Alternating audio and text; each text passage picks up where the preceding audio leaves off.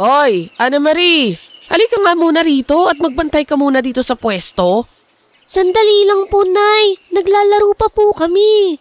Ay nako, kaninang-kanina ka pa riyan. Bilisan mo nga at kailangan ko pang tignan yung nakasalang sa pugon. Sige na nga, papunta na po. Ikaw bata ka, napakalayas mo. Wala ka nang ginawa kundi makipaglaro sa labas. Ang laki-laki mo na.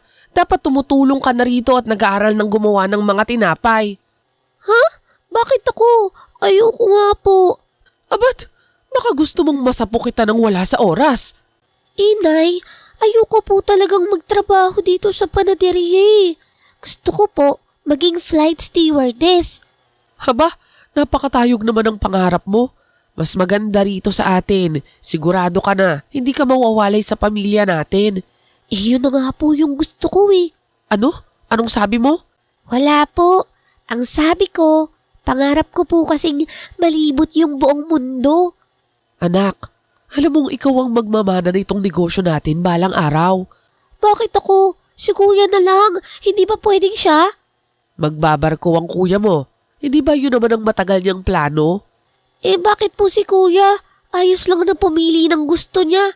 Pero ako, hindi. Dahil mas kaya mong magpalakad nito.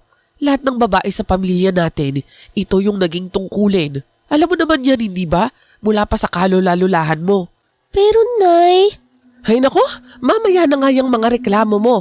Hayan at parating ng mga customer, sila na muna ang asikasuhin mo.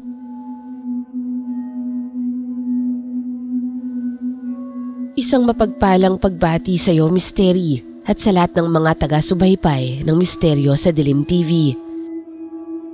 Itago niyo na lang po ako sa pangalang Ana Marie, isang masugid na tagapakinig ng inyong programa. Lumaki ako sa isang pamilyang masasabing masaya, ngunit nababalutan ng kakaibang katauhan. Pero Mysteri, bago ko po simulan ang aking salaysay, nais ko pong linawin na minarapat kong baguhin ang mga pangalan, lugar at ilang masiselang detalye ng aking kwento. Masyado po kasing mapanganib kung may makakaalam sa aming tunay na pagkakakilanlan. Dahil aaminin ko, kabilang po ako sa isang sinaunang lahi ng mga mambabarang. Mysteri, batid kong mahirap paniwalaan ang aking mga sinabi at hindi ko masisisi ang sinumang mag-aalinlangan. Ngunit ang tanging hangad ko lang ay ibahagi ang isang karanasan na nag-iwan ng malalim na aral sa aming buhay. Muli, ako po si Ana Marie at ito po ang aking kwentong kababalaghan.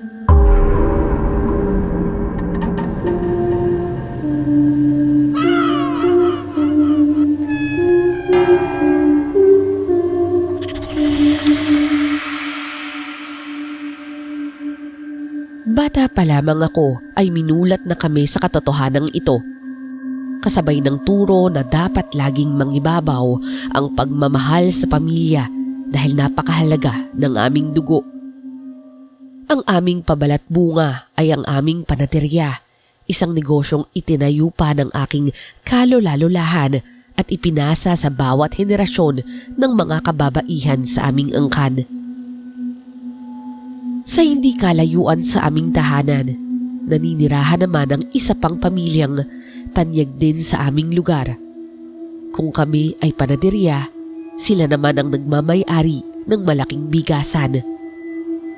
Kilala ko po ang bawat isa sa kanila, ngunit kailanman ay hindi kami nagkaroon ng pagkakataong magkasalumuha. Lumaki akong may malinaw na tagubilin. Iwasan sila sa lahat ng pagkakataon. Sa paningin ng kapitbahay, sadyang magkaiba lang kami ng andas sa buhay o baka magkaribal sa negosyo. Ngunit ang katotohanan ay may mas malalim at mas madilim na dahilan kung bakit hindi pwedeng magtagpo ang aming mga landas. Habang ang aming mga kamay ay bihasa sa pagmamanipula ng mga insekto at sumpa, ang kanilang lahi naman ay nagmumula sa madugong tradisyon ng laman. Sila ang kabilang sa isang makapangyarihang angkan ng mga aswang. Elpidio! Elpidio! Ang anak mo! Bakit? Anong nangyari kay Carla? Bigla na lang siyang inimatay! Bilisan mo, dali! Biglang napunit ang katahimikan ni isang hapon dahil sa isang malakas na kaguluhan sa labas. Ako na noon ay nakatambay sa harap ng aming bakery ay agad na napako ang tingin sa pinagmumula ng ingay.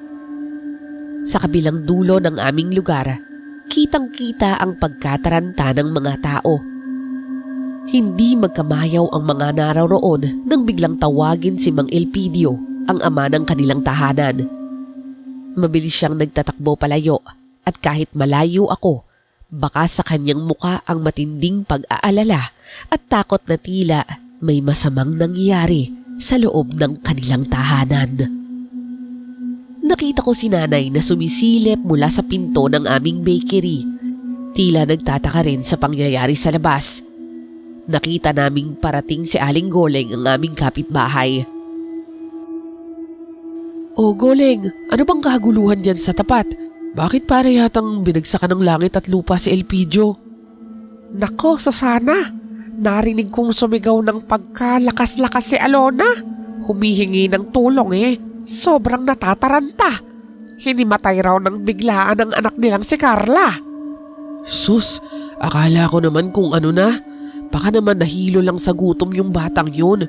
O baka naman sa sobrang init kaya nagdilim yung paningin.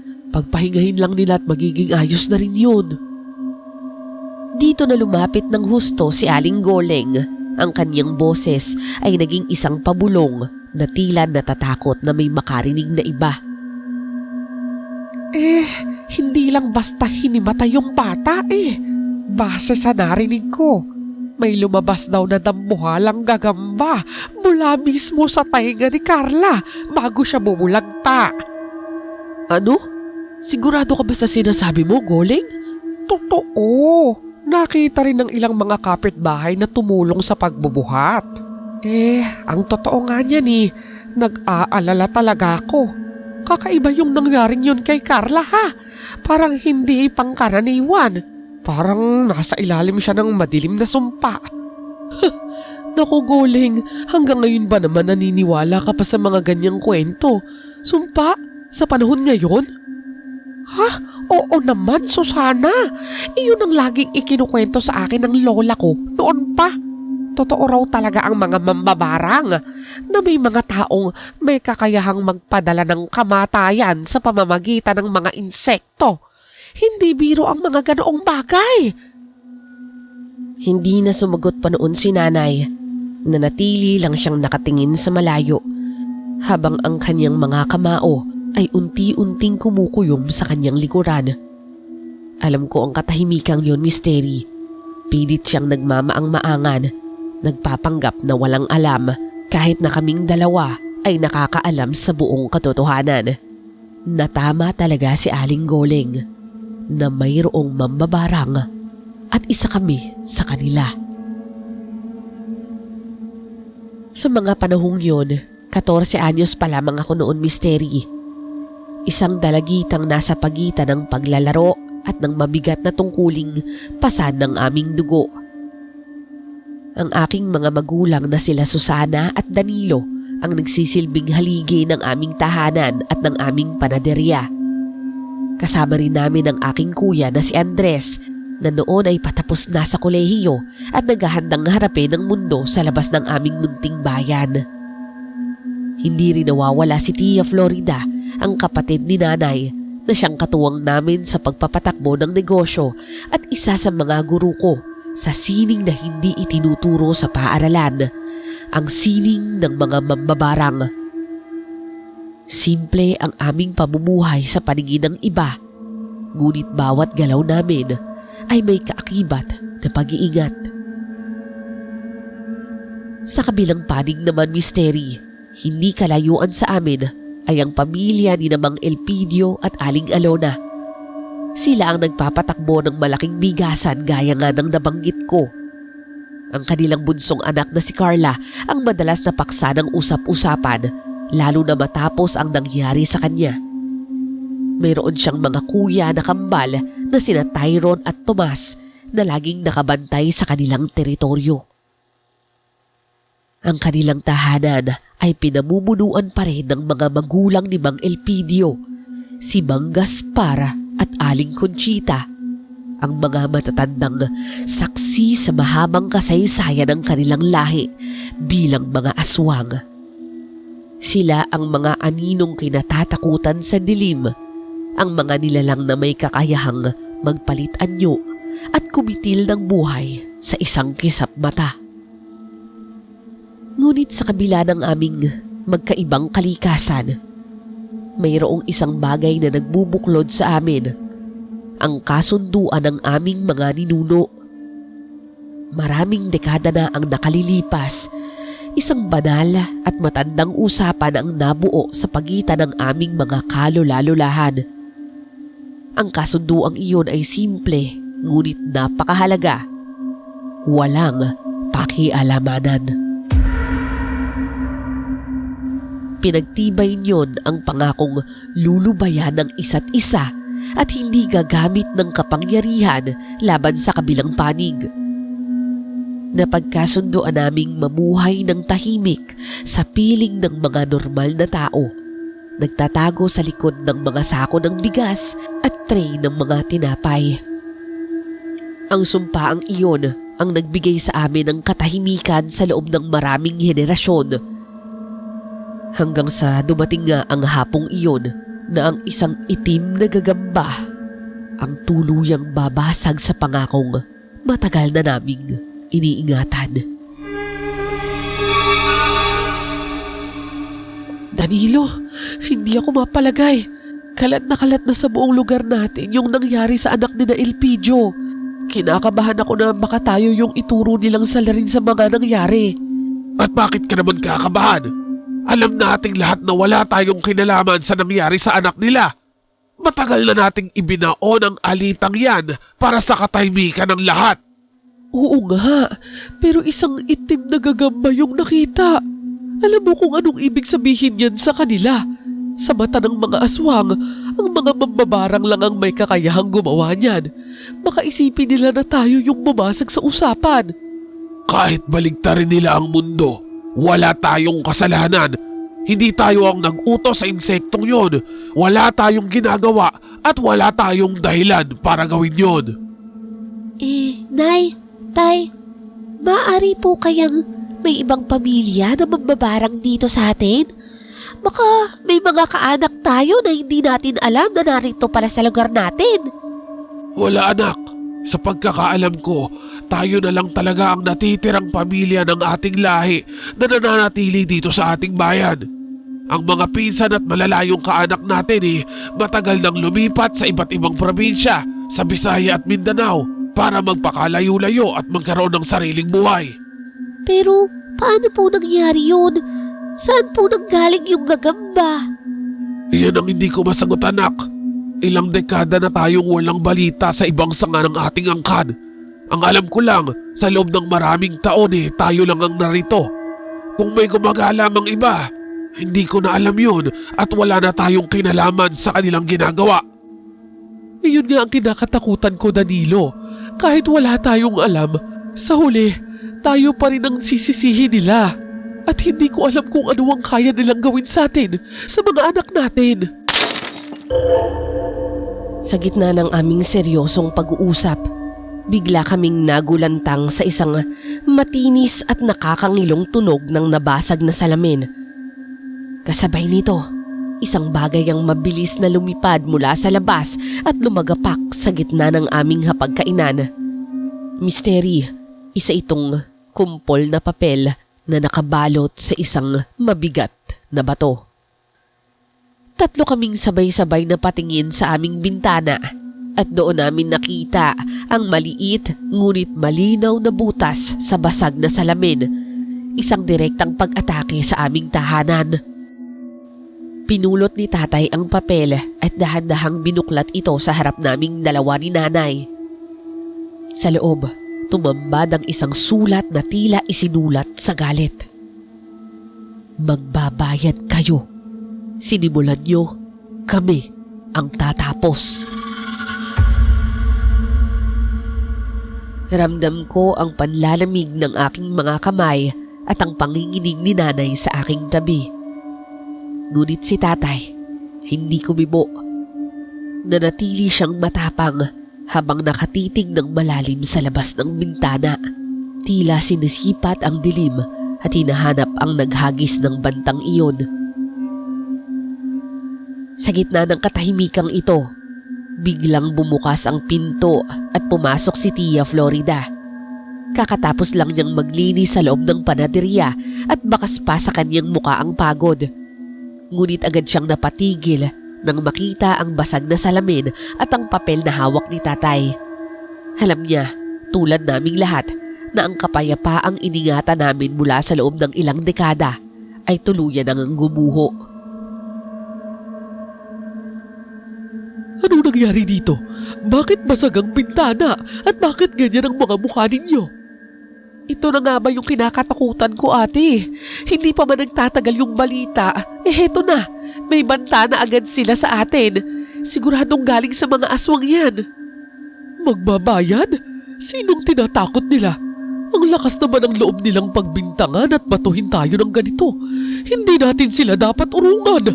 Kung gusto nila ng gyera, ibigay natin sa kanila. Ate, parang awa mo na. Huwag nating palakihin yung gulo. Ayoko ng madugong labanan.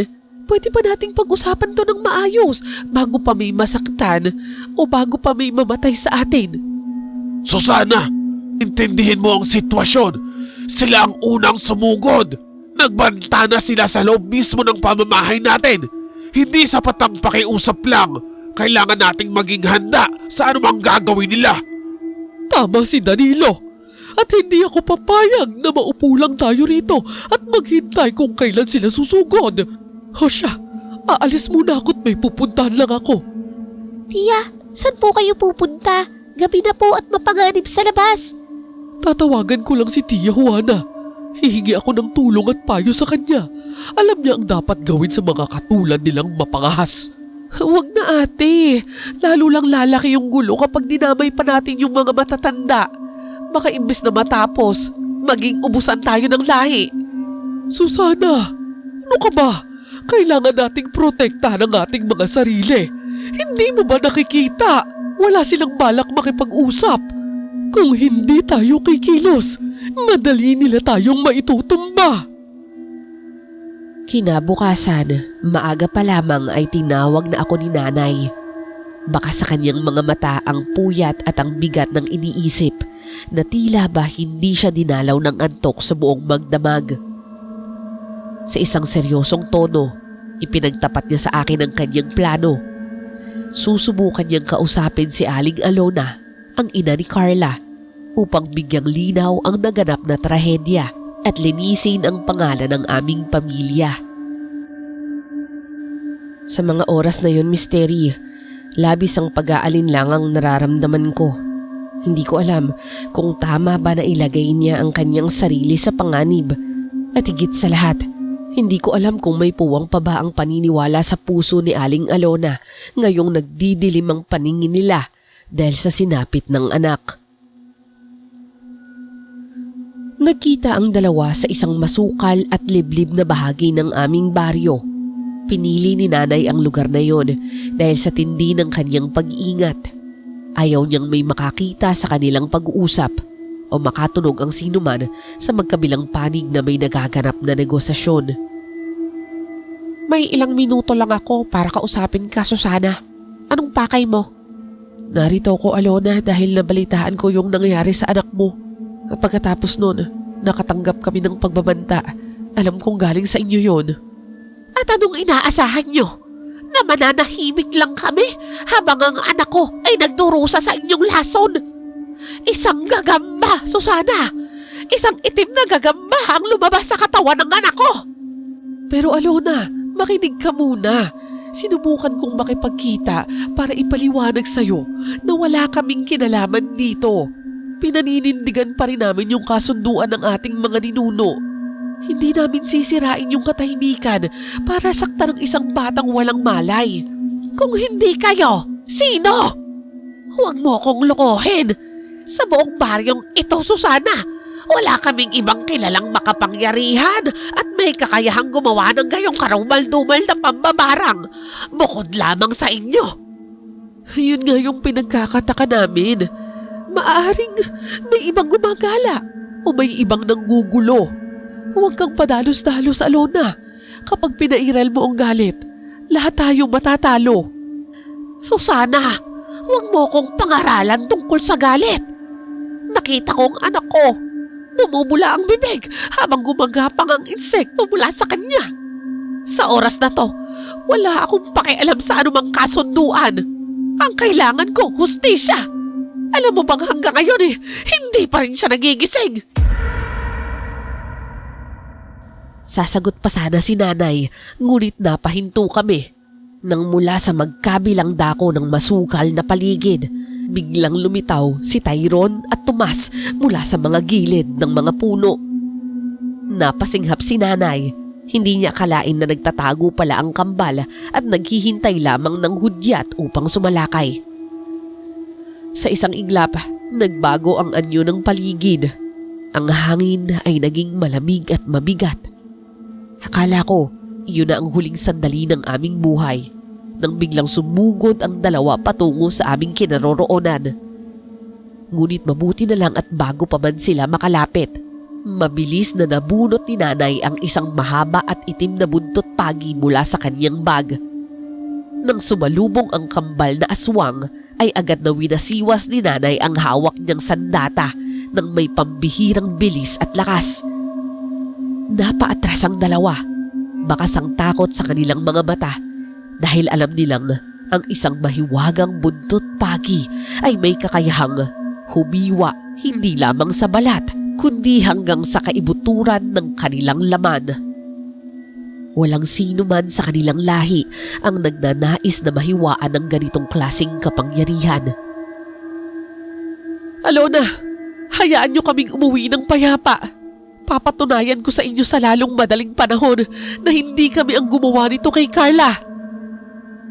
Sigaw ni nanay habang buong tapang akong hinaharangan at pinoprotektahan sa likuran niya.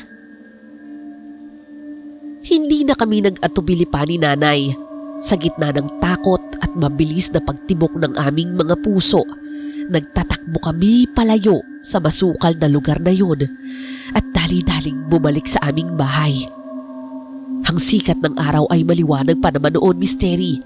Walang kamalay-malay ang mga kapitbahay na nagpapatuloy lamang sa kanilang pang-araw-araw na gawain, habang kami po ay kakagaling lamang sa isang muntik ng madugong engkwentro. Pagdating sa bahay, sinalubong kami ni tatay na makasang galit na ekspresyon sa kanyang muka. Susana! Ano bang pumasok sa isip niyo at ginawa niyo yon? Alam mong napakadelikado sa labas, lalo na't pinuntahan mo pa ang teritoryo nila. Gusto ko lang namang ayusin yung lahat, Danilo. Ayoko nang lumaki pa yung gulo at mauwi sa patayan ng lahat ng to. Sinubukan ko makipag-usap ng maayos kay Alona para matapos na yung bintang nila sa atin. Pero hindi mo ba naisip ang panganib? Isinama mo pa si Ana Marie. Alam mo nga ang mga aswang na yan, kapag nagdilim ang paningin, wala silang sinasanto. Bata man o matanda, uubusin nila tayo.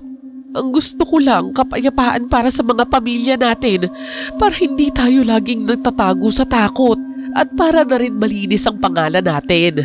Basta, mula ngayon, wala munang lalabas ng walang pahintulot ko. Sa gitna ng mainit na sagutan ni nanay at tatay, biglang bumukas ang pinto at pumasok si Kuya Andres. Galing po siya sa eskwela at tila pagod na pagod mula sa maghapong klase. Bitbit ang kanyang mga gamit.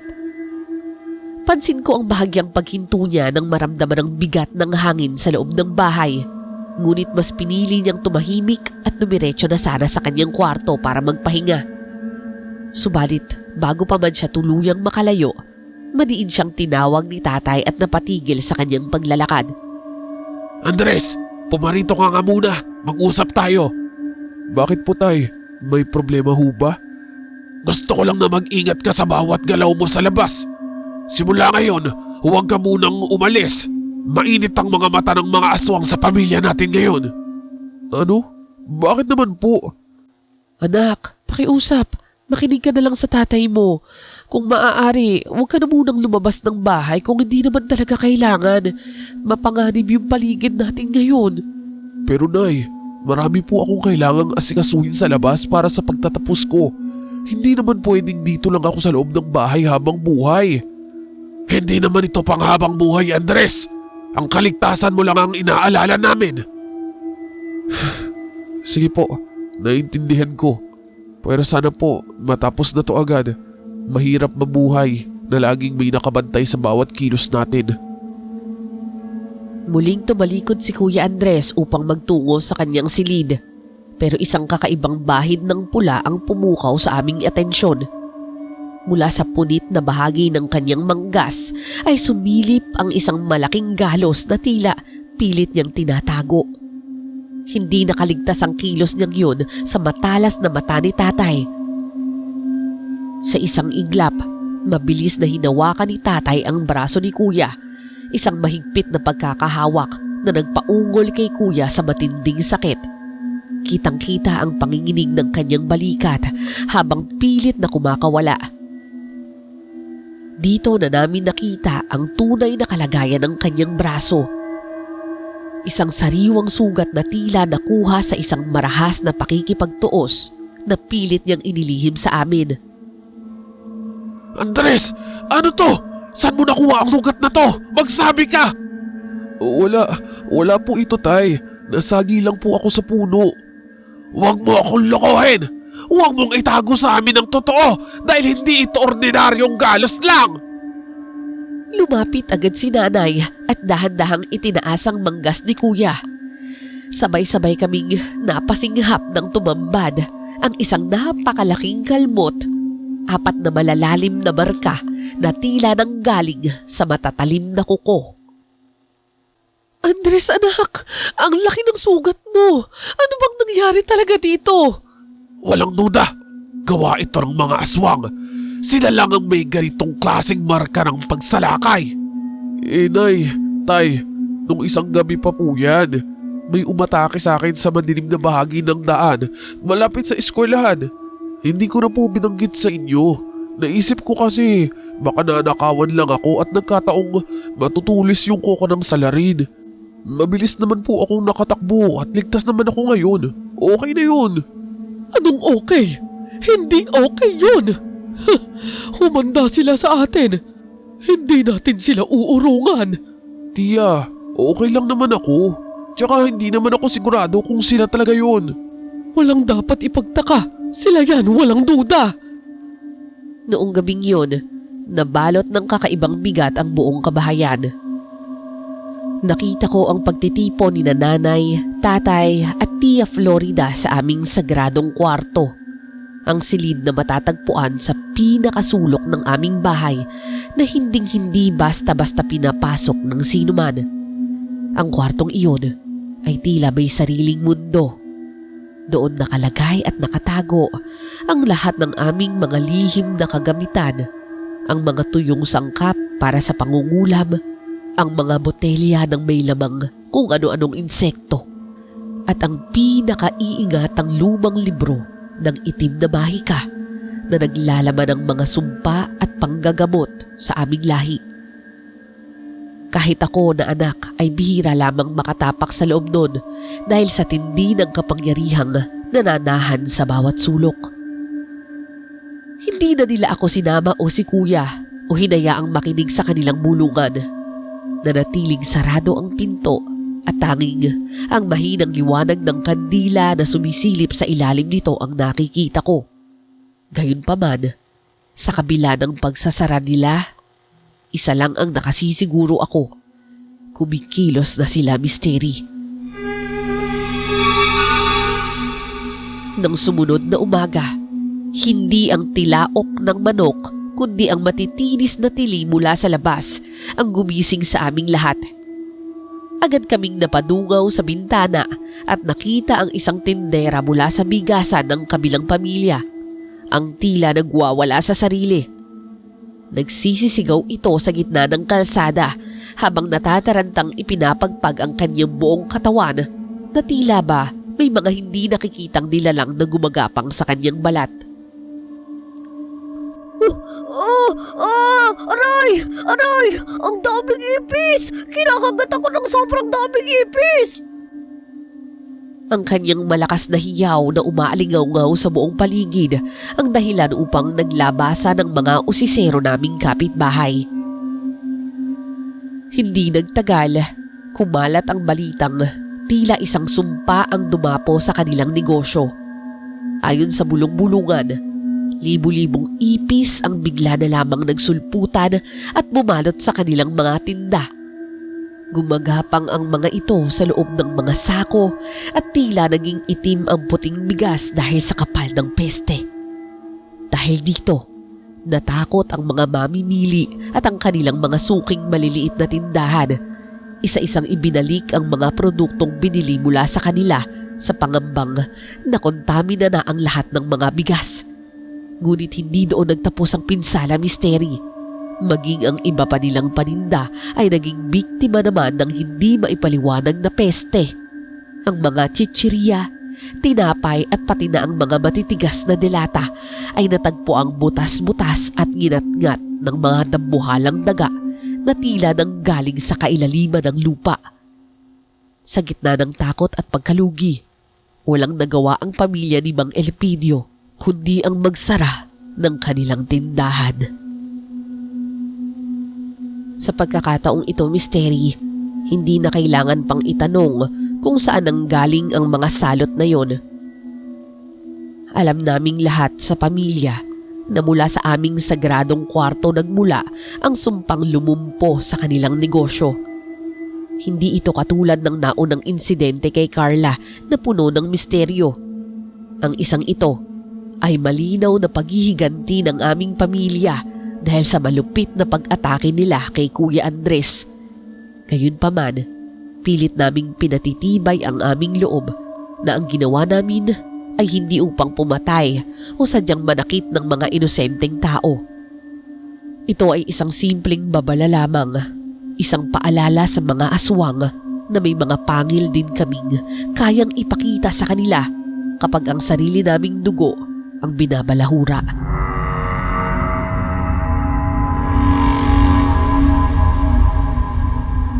Ngunit sa kabila ng kaisipang yun, hindi ko mapigilang makaramdam ng kakaibang uri ng takot. Dahil sa halip na matakot sila, alam kong ang pagpapadala namin ng mga peste ay lalo lamang magpapakulo sa kanilang puot. Habang nakatingin ako sa saradong tindahan ni Mang Elpidio, naramdaman ko ang bigat ng panganib. Hindi ko na alam kung ano ang susunod nilang hakbang at natatakot ako na ang munting apoy na sinindihan namin ay maging isang malaking sunog na uubos sa aming lahat. Noong gabi ring yun, habang nagbabasa ako sa silid, biglang nanindig ang aking balahibo misteri. Mula sa bintana, isang dambuhala at nakapangingilakbot na ahas ang dahan-dahang gumapang papasok. Ang balat nito ay magaspang ngunit kumikislap sa ilalim ng liwanag ng buwan. Basang-basa at tila may sariling buhay. Kakaiba ang mga kulay sa katawan nito, mga kulay na sumisigaw ng kamandag at kamatayan. Bubukasan ang bibig ko upang sumigaw at tawagin si nanay. Ngunit tila napako ang aking tinig sa lalamunan. Dahil sa isang iglap, sa harap ko mismo, ang ahas ay nagbagong anyo. Unti-unting tumayo ang matandang haligi ng mga aswang, si Aling Conchita.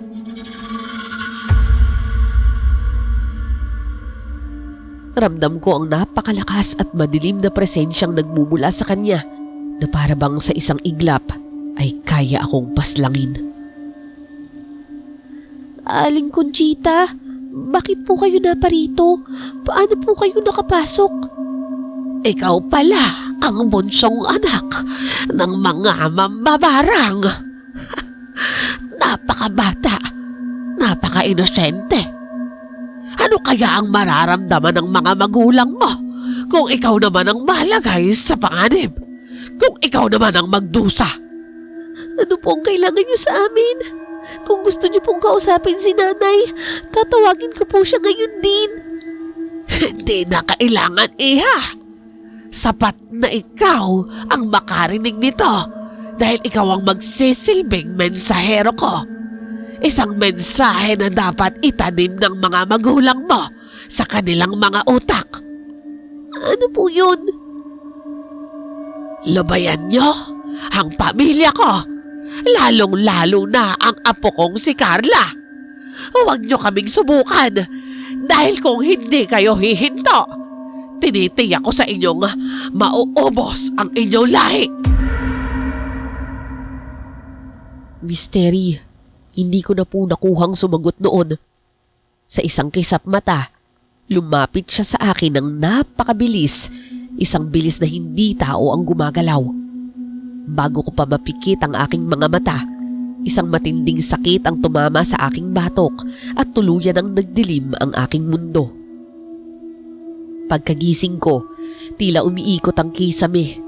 Nakapalibot sina Kuya Andres, nanay, tatay at tiya at halatang nag-aalala sa akin. Ramdam ko ang mainit na luha ni nanay habang mahigpit niyang hawak ang aking mga kamay. Tila natatakot na baka tuluyan akong nawala. Kumikirot naman ang husto ang aking ulo noon, lalo na sa bahagi ng aking batok na tila ba may bumaong bakal. Ano pong nangyari? Anak, kami ang dapat magtanong sa'yo. Ano bang nangyari sa loob ng kwartong to? Nadatnan ka na lang naming nakabulagta sa sahig, walang malay. Magsabi ka nga, ano bang nangyari? Dito ko naalala ang lahat, Misteri. Kinapa ko ang bato ko at napangiwi ako. Sobrang sakit nito at tila namamaga. Si Aling Conchita, pumasok siya rito kanina. Nag-anyong ahas siya. Tapos, nagbigay siya ng babala. Nay, tay, sabi niya, lubayan na raw natin sila kung ayaw nating maubos ang lahi natin. Ubusan ba ng lahi ang gusto nila? Napakakapal ng mukha nila. Sila na ang unang sumalakay. Sila pa ang may ganang magbanta ng ganyan sa loob mismo ng bahay natin. Sandali, kailangan ba talagang umabot sa ganito? Bakit kailangang dumanak ang dugo? Kausapin natin sila ng maayos. Tay, tulungan natin gumaling si Carla para matapos ang lahat ng to. Huli na ang lahat, Andres. Wala nang puwang ang pag-uusap. Lalo na ngayon na sinaktan nila ang bunso kong anak sa loob mismo ng aking pamamahay. Hindi ko ito palalampasin. Pero tay, ang sabi ni Aling Conchita, una daw tayong nanakit sa bunso nila. Kasinungalingan! Naghahanap lang sila ng dahilan para may masisi sa kanilang kalagayan. Pero, hindi ba pwedeng subukan muna nating kausapin sila ng maayos? Isipin nyo, kung talagang gusto nilang gumanti at pumatay, bakit hindi pa nila ako pinatay ngayon? Bakit nandito pa ako sa harap nyo? Natahimik ang lahat sa sinabi ko, Misteri. Nagkatinginan sila, tila tinitimbang ang aking mga salita. Pero mukhang hindi sapat yun para matinag sila. Dahil sa lantarang pag-atake sa akin, nagpasya si Tia Florida at si Tatay na wala ng oras na dapat aksayahin.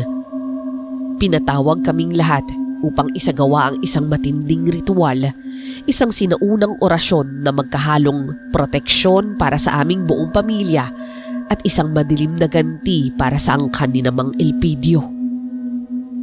Ayon sa kanya, ang mahikang ito ay mas magiging mabisa kung gagawin sa ilalim ng liwanag ng kabilugan ng buwan, kung kailan ang pagitan ng mundo ng mga tao at ng mga espiritu ay manipis.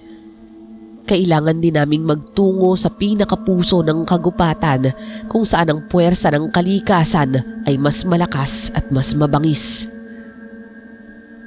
Misteri, ito ang unang pagkakataon na nakatapak ako sa gubat na yon sa gitna ng hating gabi at hindi ko maipaliwanag ang matinding kilabot na gumagapang sa akin noon.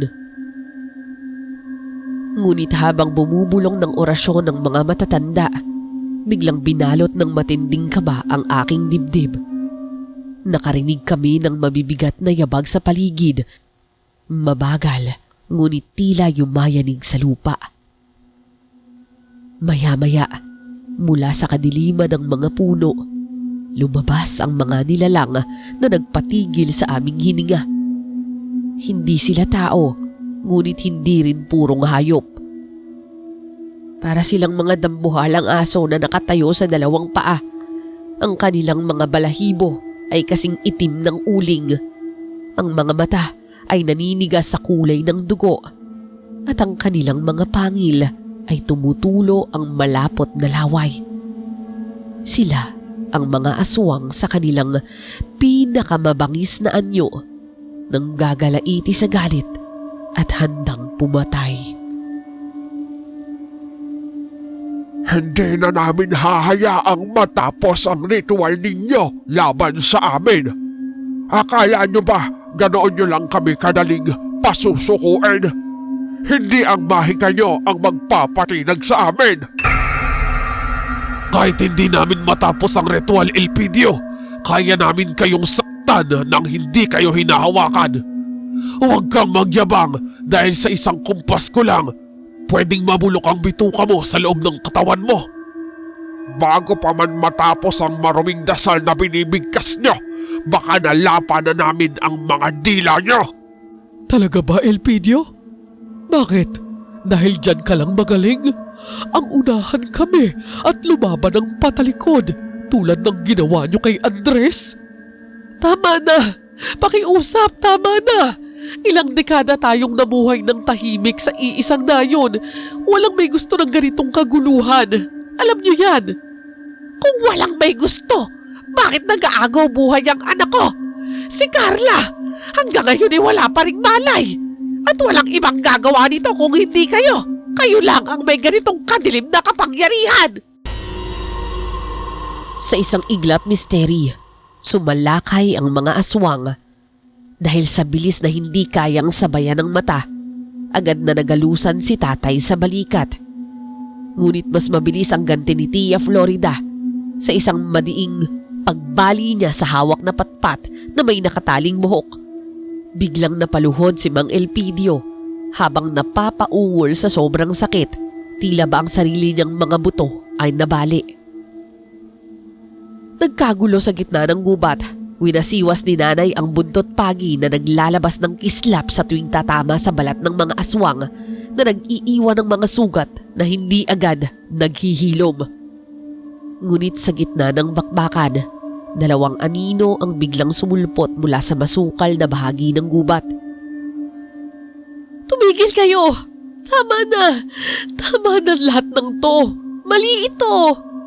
Maawa kayo! Itigil na natin ang patayang ito! Napatigil ang lahat. Napatingin sa dalawang nagsalita. Si Kuya Andres at si Carla na mukhang maayos na ang kalagayan. Ang dalawa ay magkasama at magkahawak ang dalawang kamay. Andres! Anong ibig sabihin nito? Carla, anak! Maayos ka na ba? Opo, maayos na ako. Ginamot po ako ni Andres. Pero bakit kayo magkahawak ang kamay? Tay, nagmamahalan kami ni Andres. Matagal na. Tama si Carla. Magkasintahan po kaming dalawa at hindi na namin kayang makitang nagpapatayan ng ating mga pamilya. Gulat na gulat kaming lahat, misteri. Wala sa aming hinagap na sa gitna ng hidwaan ay may nabuong pag-ibig. Ngunit ang gulat ay napalitan ng puot para sa iba. Pero anak, kung talagang mahal ka niya, bakit niya hinayaang mapahama ka sa kamay ng kanyang pamilya?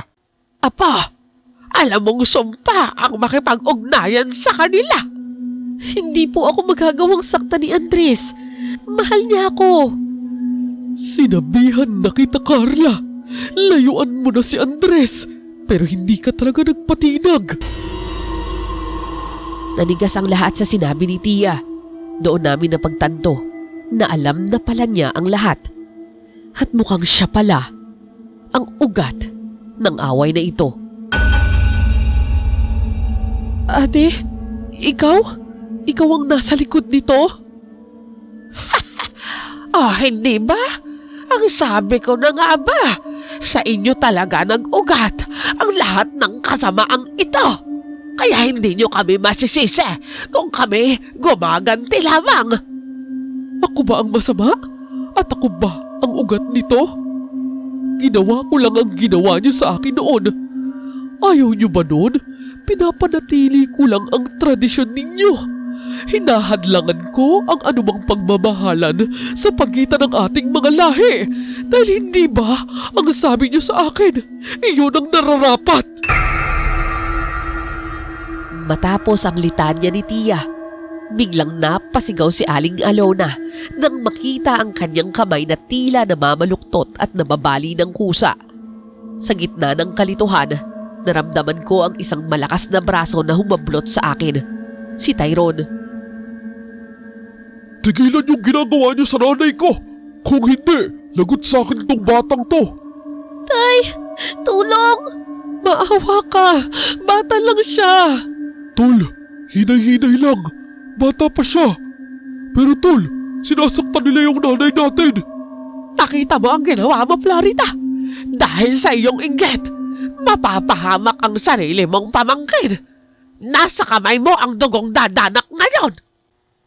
Sandali, tama na. Nay, Tyrone, bitawan mo ang bata. Hindi ito ang tamang paraan. Florida, tigilan mo na ang ginagawa mo sa asawa ko. Mabuti naman, Elpidio, at nanandigan ka ngayon. Ang dapat ay ginawa mo na yan noon pa. Noong panahong hinayaan mong mawasak ako. Nagulantang kaming lahat.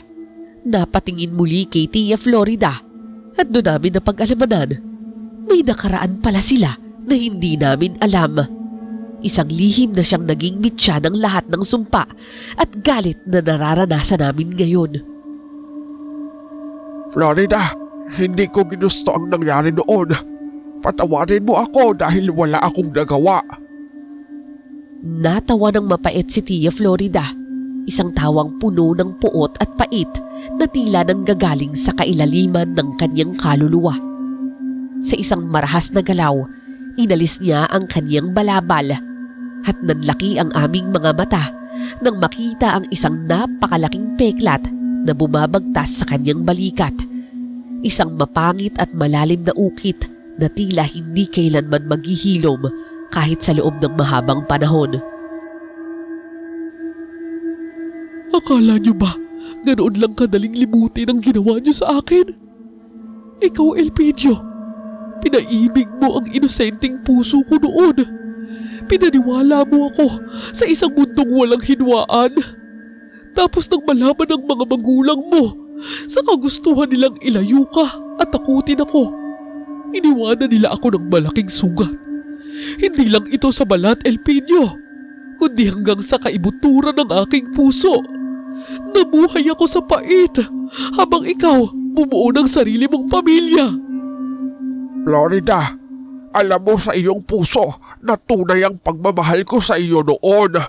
Sadyang wala lang akong magawa noon dahil labag ito sa kagustuhan ng aking pamilya.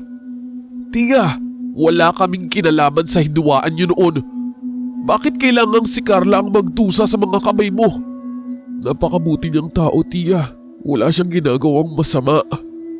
Pinakiusapan ko siya, Andres, ng maayos. Pinalaan ko siya na layuan ka, na iwasan ang apoy na susunog sa ating lahat. Pero matigas ang ulo niya. Mas pinili niyang suwayin ang utos ko. Aling Florida, iniwasan ko naman po si Andres.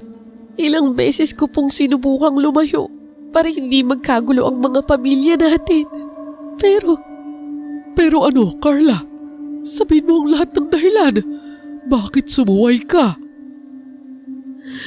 Dahil buntis po ako. Magkakaroon kami ng anak ni Andres. At ayoko pong lumaki ang bata na walang kinagigis ng ama. Tila huminto ang ikot ng mundo ng lahat sa huling pangungusap ni Carla. Isang nakakabinging katahimikan ang bumalot sa buong kagubatan. Lumuwag ang pagkakahawak ni Tyrone sa aking leeg hanggang sa tuluyan niya akong mabitawan. Sabay ring nabitawan ni tatay at tiya ang kanilang mga sandata, habang si Aling Conchita ay tila nawala ng lakas at napaupo na lamang sa isang putol na puno. Sa mga oras na yun, Misteri, lahat ay natahimik. Ang mga aswang na kanina lang ay nanggagalaiti sa galit ay napako sa kanilang kinatatayuan. Ang pinakamalaking revelasyong ito ay mas mabigat pa sa isang sumpa at mas matindi pa sa anumang mahika. Isang katotohanang may bagong buhay na nabuo sa gitna ng puot. Isang batang magtataglay ng dugo ng mambabarang at aswang. Sa gitna ng masukal at madilim na kagubatan kung saan kanina lamang ay nagbabadyang dumanak ang dugo, isang himala ang nagsimulang mamukadkad. Sa huli, nanaig ang diwa ng pamilya. Napagtanto ng lahat na ang buhay na nananahan sa sinapupunan ni Carla ay hindi isang sumpa, kundi isang pagkakataon upang hilumin ang matagal ng hinwaan.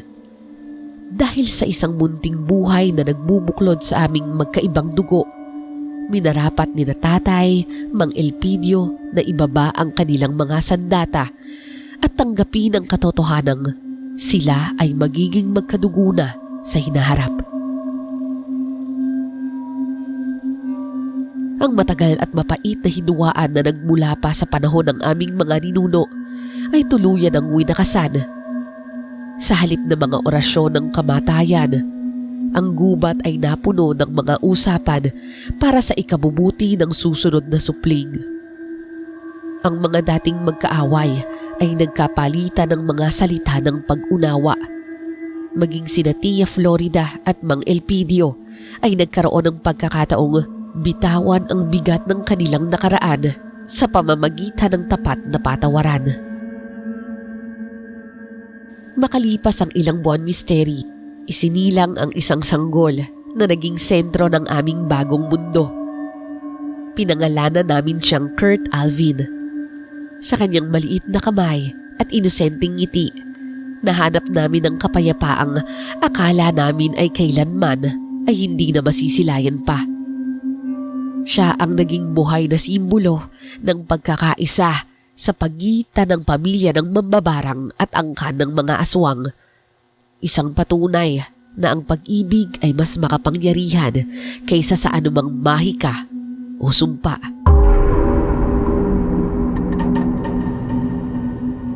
Hello mga kamisteryo! Sana nag-enjoy kayo sa ating kwento ngayong araw. So bago tayo magtapos, nais kong magpasalamat sa lahat ng nag-comment sa ating nakaraang upload at sa lahat ng mga nakinig at sumusuporta sa ating channel.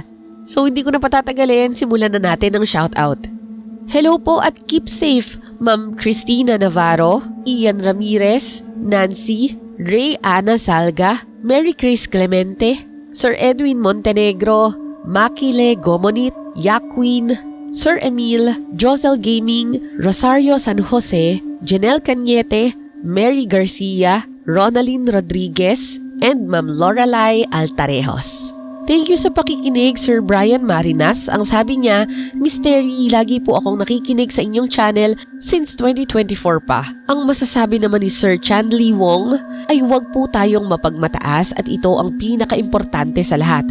Sa lahat po ng oras at araw, maging mabuti po tayo sa ating kapwa. Maraming salamat po sa comment nyo para sa ang supervisor na mahilig sa overtime. Ito po yung kwento na medyo maraming nakarelate. Kahit po ako nakarelate dito, kaya alam ko yung pakiramdam habang pinapakinggan yung kwento. Ang sabi naman ni Ian Ramirez, Hello Misteri, pa-shoutout po sa anak ko. Birthday niya kasi nung November 21, 2025. Bam, bam, bam. Thank you so much din po sa pakikinig muli, Ma'am Annaliza Malatbalat. Ang sabi niya, "This is 2:30 a.m. in early morning. I can't sleep. Hope you, Mystery, and the rest of the staff of Mysterious sa Dilim, you are all well. Such an amazing story once again." Maraming salamat po, Ma'am Ana, at natuwa kami na nagustuhan niyo po yung aming kwento. Ang sabi naman ni Ma'am Janelle Cañete ay napakagandang kwento, nakakaiyak yung ending. Shoutout din po kay Ma'am Shell Van TV, kay Ma'am Zen Komaki and Sir Edwin Montenegro na nakarelate daw sa ating kwento. And lastly, maraming salamat po Ma'am Cristiel Mamado. Ang sabi niya, yes, may post na. So ayun, thank you so much po dun sa mga naghihintay sa ating uploads and sana po wag po kayong magsawa. Maraming salamat po at kung hindi pa po kayo nakakapag-subscribe sa ating channel, huwag niyo pong kalimutang i-hit yung subscribe button, mag-like din kayo and mag-share, and i-comment niyo sa ibaba yung mga gusto nyong ipa-shoutout ulit sa susunod na video. So maraming salamat and see you sa ating susunod na video. Bye!